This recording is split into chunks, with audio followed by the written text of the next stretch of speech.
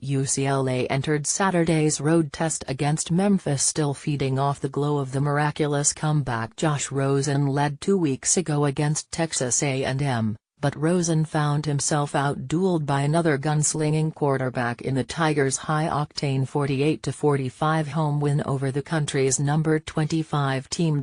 Both offenses provided plenty of fireworks during a shootout that involved 7 lead changes and wasn't decided until the final seconds, but Riley Ferguson, 398 yards, 6 touchdowns, 1 interception, got the better of Rosen, 463 yards, 4 touchdowns, 2 interceptions, on an afternoon that made it clear Rosen has to be something very close to perfect in order for the Bruins to be successful.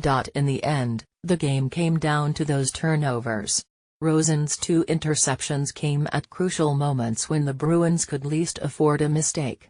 In the end, the loss came down to the quarterback at his own 20-yard line, with 2:47 to win the game, and he came up short, turning the ball over on downs.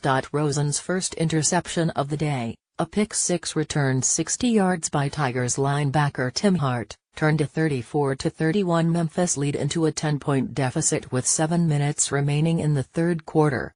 Rosen had been flushed from the pocket and made the Cardinal quarterback sin of throwing the ball late, across his body and down the middle. To that point, Rosen certainly hadn't been perfect. UCLA had ended its first 2 drives with punts and took a quarter to hit its stride, but he was the Bruins' best player by far, and suddenly an interception seemed to negate everything. Rosen's outsized personality has earned him as many critics as fans, and after injuries torpedoed his sophomore season and drummed up the intrigue ahead of what could be one final campaign before the NFL draft, he was expected to string together enough solid on-field performances this season to match the hype. A side effect of that increased scrutiny, plenty can swing on a few throws, good or bad.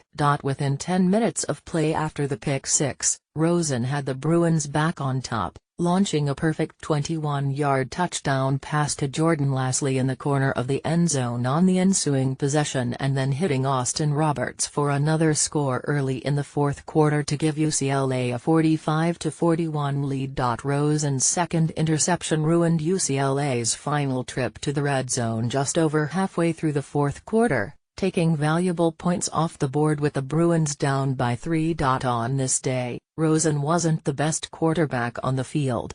Ferguson, the senior that replaced Paxton Lynch under center for the Tigers last year, was impressive in the win, completing more than 60% of his passes. Memphis may be the better team, and it was certainly the more well-rounded of the two. But again, it's hard to blame Rosen for UCLA's first loss of the year.